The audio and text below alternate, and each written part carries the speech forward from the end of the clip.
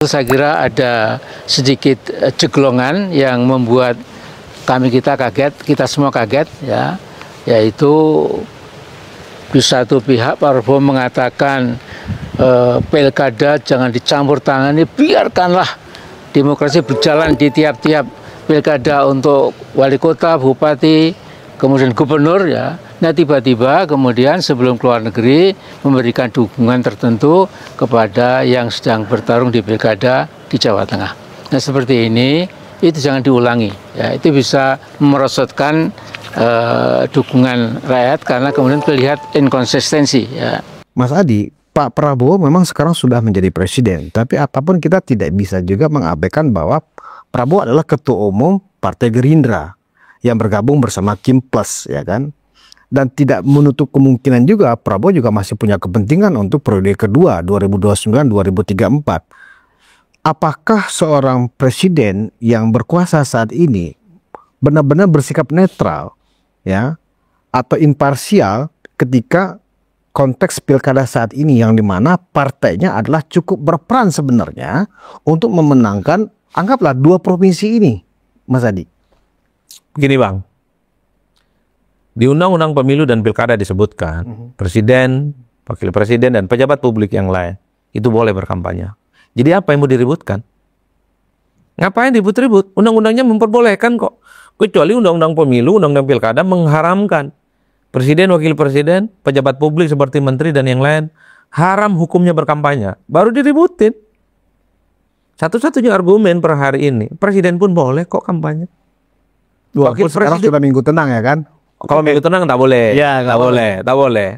Jadi sepanjang masa kampanye yang 2 bulan, presiden, wakil presiden, bahkan gubernur, bupati, wali kota yang sedang menjabat mendukung orang itu boleh, menteri juga boleh. Nah, catatannya satu, tidak boleh abuse of power dan menggunakan kekuasaan. Yang kedua, kalau kampanye di hari-hari kerja cuti, udah itu aja Bang. Nah, kalau orang meributkan bahwa seorang presiden itu harus berdiri di semua kaki-kaki politik di Indonesia, itu nggak mungkin. Bagaimana mungkin seorang presiden, entah ia adalah kader partai, pengurus biasa di partai, atau ketua umum partai, dia membiarkan kader-kadernya berjuang sendirian untuk tidak menang. Bahkan tanpa diomongkan sekalipun, orang seperti Pak Prabowo Subianto menginstruksikan kepada kader partai dan mesin partai menangkan calon-calon yang diusung oleh Gerindra. Jadi nggak usah diomongin, pasti kerja-kerja politik Bang. Artinya untuk Provinsi Jakarta, Jawa Tengah, Jawa Timur, dan Sumatera Utara, yang mana itu adalah didukung juga oleh Gerindra, secara langsung atau tidak langsung, tentu memang segala instrumen yang dimiliki oleh Presiden Prabowo, entah itu sifatnya tersembunyi atau terbuka, ya kan, itu pasti akan berorientasi untuk memenangkan kandidat-kandidat yang ada Gerindranya, begitu ya Mas Adi? Kalau saya ada eksepsional, mungkin yang ada Gerindranya itu akan menjadi prioritas menang. Kalau yang maju itu adalah kader Gerindra. Seperti di Banten ada Andra Soni, di Jawa Tengah ada Lutfi, di Jawa Barat ada Dedi, kemudian di Sumut itu ada Bobi. Mungkin itu harga mati Bang. Tentu dengan cara-cara yang elegan. Tapi kalau cuma ada Gerindra, tak ada calon yang diusung, rasa-rasanya ya supportnya tidak sekuat yang diberikan kepada kader-kader Gerindra yang bertanding. Khusus untuk Jakarta kan ada, Mas Adi, ketika Pak Prabowo secara simbol mengajak makan siang. Oh iya, Kamil ya kan? Kalau itu tidak bisa dibantah. Artinya apa? Kan pilkada 545 kabupaten kota dan provinsi Bang, kan tidak semuanya bisa dimenangkan. Jadi wilayah-wilayah yang dianggap prioritas itu yang pastinya akan menang. Di mana ada kader Gerindra pasti akan prioritas. Tapi yang kedua, sekalipun tak ada kader-kader Gerindra yang maju sebagai gubernur dan wakil gubernur, tapi wilayahnya menjadi kunci dan prioritas, punya basis massa yang kuat, pemilihnya banyak, saya kira juga akan menjadi prioritas. Jakarta ataupun Jawa Timur, Hovifah dan Emil bukan kader Gerindra, tapi kan tentu Prabowo punya keinginan, siapapun yang jadi gubernur Jawa Timur adalah orangnya Prabowo Subianto. Tentu Prabowo juga punya keinginan di Jakarta, sekalipun RK itu bukan kader Gerindra, Suswono itu kader PKS, tentu Prabowo dan Gerindra punya keinginan yang jadi gubernur adalah orangnya Prabowo Subianto. Apa tujuannya? Supaya lapangan pertarungan menuju di 5 tahun yang akan datang serba kondusif. Iya. Karena kalau gubernur-gubernurnya dikuasai di mayoritas provinsi, ya tentu persaingannya sudah akan semakin kelihatan bagaimana kemenangan yang akan diraih di 5 tahun yang akan datang. Kan begitu jalan ceritanya, Bang. Itu yang saya kira memang harus dilihat, bahwa orang seperti Pak RK dan Pak Suswono pastinya juga akan ditarget sebagai calon yang harus dimenangkan sebagai bagian dari kubu pemerintah. Kan begitu, Bang. Tujuannya apa? Supaya di 2029 RK Suswono tegak lurus bersama Prabowo Subianto untuk yang kedua kalinya jadi presiden. Karena menjadi apa ya? Menjadi lucu juga, Mas Andi, ketika anggaplah ya kita berandai-andai ternyata di dua provinsi kunci, DKI Jakarta dan Jawa Tengah, Kimplas kalah.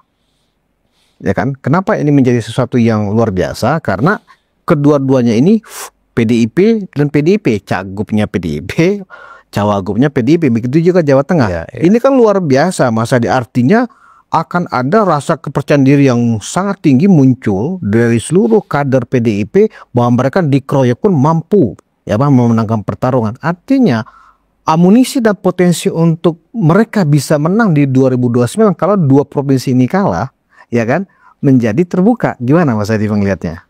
Ya kalau bicara Jakarta dan Jawa Tengah, kalau mau jujur, ini bukan soal Kimplas lagi, Bang. Tapi ini menyangkut PDIP versus Jokowi. Jadi yang bahwa di dalam Jokowi ada Prabowo, gimana Mas Adi melihatnya? Ya orang tidak bisa membantah per hari ini kan Jokowi dengan Prabowo masih akur kan, tidak pecah kongsi kan. Betul. Tapi yang kelihatan agresif berkampanye Jokowi, Prabowo tidak kelihatan. Kan orang juga melihat ini yang kemudian seakan-akan menjadi head to head. Seakan-akan pertarungan Jokowi dan PDIP itu berlanjut hanya di Jakarta dan hanya di Jawa Tengah. Jawa Timur nggak kelihatan, Sumut nggak kelihatan, Bali nggak kelihatan. Ingat Bang, siapapun menang di Jakarta, ini akan disebut ini Jokowi, ini PDIP. Kalau RK yang kalah, Pram yang menang, maka ini disebut sebagai kekalahan Jokowi.